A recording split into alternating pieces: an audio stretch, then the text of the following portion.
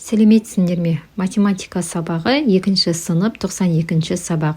Сабақтың тақырыбы шамалар арасындағы тәуелділікке берілген есептер. Сабақты бастамас бұрын менің каналыма тіркелуді және лайк басуды ұмытпа. Бірінші есеп, А нұсқасы есепті шығар. Ардақ бағасы 9 теңге тұратын 3 шар сатып алды. Ол осы сатып алған заттарына неше теңге төледі? Қысқаша шартын құрамыз. Бізде 1 шар 9 теңге, 3 шар бізде белгісіз.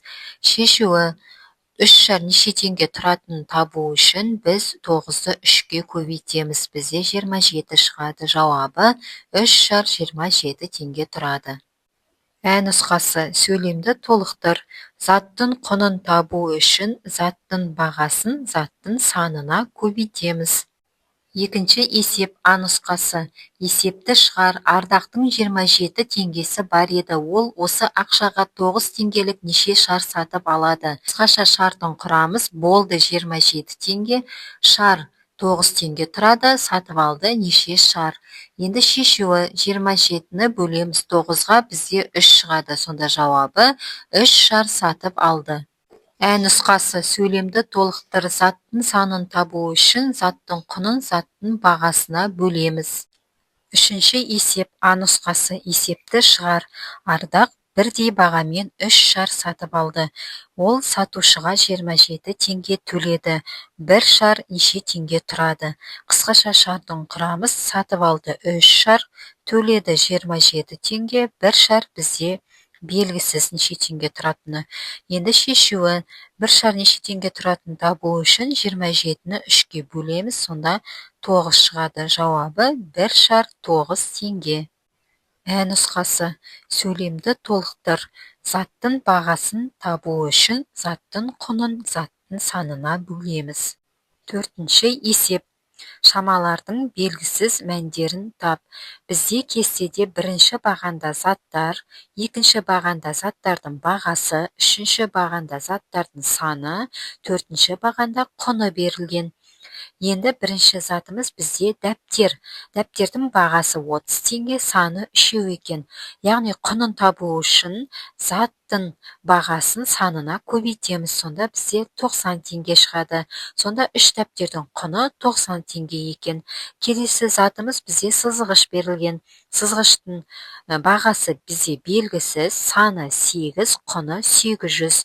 Енді заттың бағасын табу үшін құнын санына бөлеміз. Сонда 100 теңге шығады. Сонда сызғыштың бағасы 100 теңге екен. Келесі бізде ұштағыш берілген. Ұштағыштың бағасы А теңге, саны бізде белгісіз, құны 100 теңге.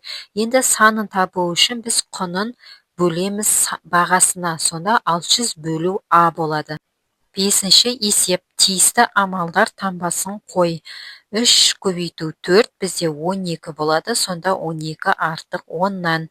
Келесі 10 бөлу 2. 10-ды 2-ге бөлсек 5 шығады. Сонда 5 пен 5 тең болады. Келесі есеп, 36-ны 9-ға бөлсек бізде 4 шығады. Сонда 4 кіші 5-тен. 32 көбейту 1, бізде 32 шығады. 32 тең 32 мен. А қосу 1 артық А көбейту 1-ден. Б қосу А тең А қосу Б. Алтыншы есеп, анам әрқайсысы 200 теңге тұратын 4 кәдесый сатып алды. Анам осы кәдесыйларды неше теңгеге сатып алды? Осы есепке кері есептер құрастыр.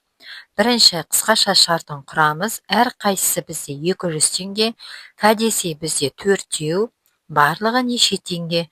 Шешуі: барлығын табу үшін 200-ді көбейтеміз 4-ке, яғни бағасын көбейтеміз санына. Сонда 800 теңге шығады. Жауабы: анам осы кәдесыйларды 800 теңгеге сатып алды. Енді осы есепке кері есеп құрастырамыз.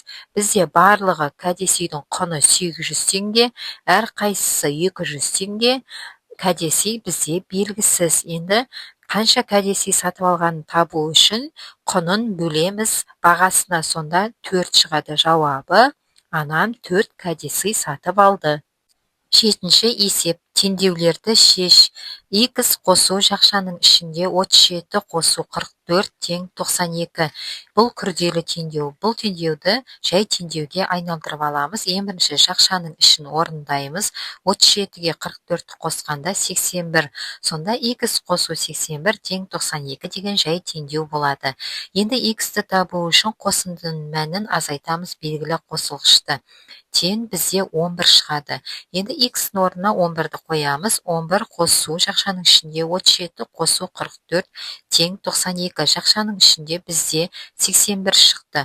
11-ге 81-ді қосқанда 92 шығады. Сонда 92 тең 92. Келесі теңдеу С бөлу 4 тең 9. Бұл бізде жай теңдеу. Енді бөлінгішті табу үшін біз бөліндінің мәнін көбейтеміз бөлігішке. Сонда бізде 36 шығады. С-ның орнына 36-ны қоямыз. 36 бөлу 4 тең 9. 9 тең 9 болады. 8-ші есеп. Есептің шешуін жаз. Ағам 900 теңгеге бірнеше кітап сатып алды. Егер бір кітап А теңге тұрса, онда ағам неше кітап сатып алды?